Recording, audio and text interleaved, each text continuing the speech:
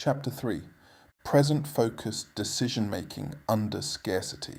This is one of the most fascinating findings in modern psychology and behavioral economics because it challenges a common assumption that people in poverty simply make bad decisions.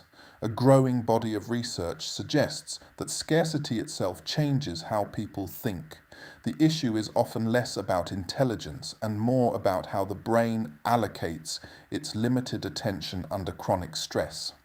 One influential idea comes from behavioral economists Sendhil Mullainathan and Eldar Shafir, who argue that scarcity captures mental bandwidth. When a pressing need dominates your attention, it leaves fewer cognitive resources available for other tasks. Imagine you're carrying a heavy backpack every day. The backpack represents unpaid bills, overdue rent, an empty refrigerator, uncertainty about next month's income, a car that might break down, children who need clothes, debt collectors calling. Someone else without that backpack has more energy to think about. Retirement, investing, networking, education, starting a business, learning new skills. The difference is not necessarily intelligence, it's mental bandwidth. Scarcity acts as dozens of browser tabs open in your mind at once. Even if you're smart, too many competing demands slow everything down. Under chronic scarcity, the brain starts asking a different question. Instead of, how can I improve my life over the next 10 years? It asks, how do I make it through this week? That shift is psychologically adaptive. If your electricity might be shut off tomorrow, thinking about retirement isn't irrationally ignored. It simply becomes less urgent than keeping the lights on. The firefighting mindset. Imagine a firefighter. When a house is burning, they don't stop to think about repainting the walls next month. They put out the fire. Poverty can produce a similar cognitive state. Every day becomes another emergency. Rent is due. The car won't start. A child is sick. Work hours are cut. Food is running low. Life becomes an endless series of fires.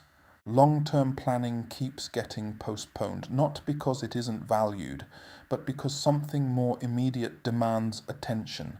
This creates a vicious cycle.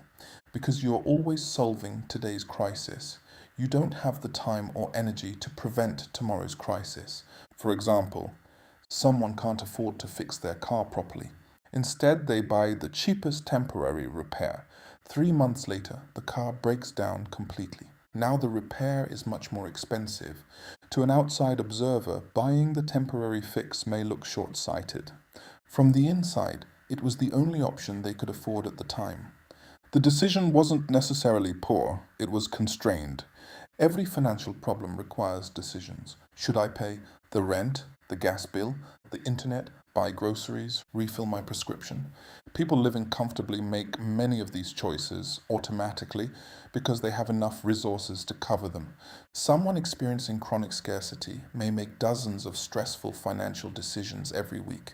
Over time, this constant decision-making becomes mentally exhausting. The quality of decisions often declines simply because the person is depleted. Another psychological effect is how people evaluate risk. When life already feels unstable, immediate rewards often become more psychologically compelling than uncertain future gains. Imagine being offered option A, £20 today. Option B, £100 in 3 months. Someone with savings might easily choose £100. Someone whose cupboards are empty may rationally choose £20 because it solves today's problem. This isn't necessarily impatience, it reflects a different set of constraints. Consider a fictional woman named Keisha, age 27. Keisha works full-time at a supermarket. She earns enough to survive, but rarely enough to get ahead. Every month follows the same pattern. Week 1, rent. Week 2, utilities. Week 3, the car needs repairs. Week 4, her son needs new shoes. Every month ends with almost nothing left. Keisha wants to become a nurse. She researches evening classes. The tuition seems manageable. Then she notices something. Clinical placements require reducing work hours. She can't afford that. She closes the web page, not because she lacks ambition, because the numbers don't work. One morning she wakes up thinking about her overdraft, childcare, petrol, her landlord, a late electricity payment, whether she'll have enough food until payday. By 9 a.m., her mind has already been juggling multiple urgent problems. At work, her manager suggests taking an online certification course that could lead to a promotion. She smiles politely. Inside, she's thinking, I barely have enough energy to get through today.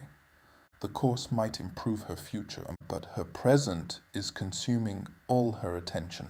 One afternoon, her washing machine breaks. Repair cost £180. She has £70. She puts it on a high interest credit card. Someone watching from the outside might think she should avoid credit card debt. She agrees. But she also needs clean clothes for work and for her son. The decision is constrained, not carefree. After several years, something changes. Her employer introduces a predictable work schedule, a small emergency savings program, and tuition assistance. Nothing about Keisha's intelligence changes. Nothing about her work ethic changes, but the constant emergencies begin to lessen.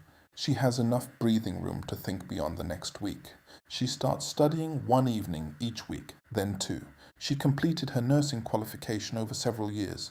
Looking back, she says, "It wasn't that I suddenly became disciplined. I finally had enough room in my life to think about the future." Scarcity often compresses a person's time horizon. When resources are consistently insufficient, the brain prioritizes immediate survival because that is the most adaptive response to the circumstances. This can make long-term planning, saving, education, or career development much harder, not because those goals are unimportant, but because urgent needs continually crowd them out. This perspective does not mean everyone facing poverty will make the same choices, nor does it deny personal responsibility. People differ in resilience, support systems, and opportunities. Rather, it highlights that behavior is shaped by context.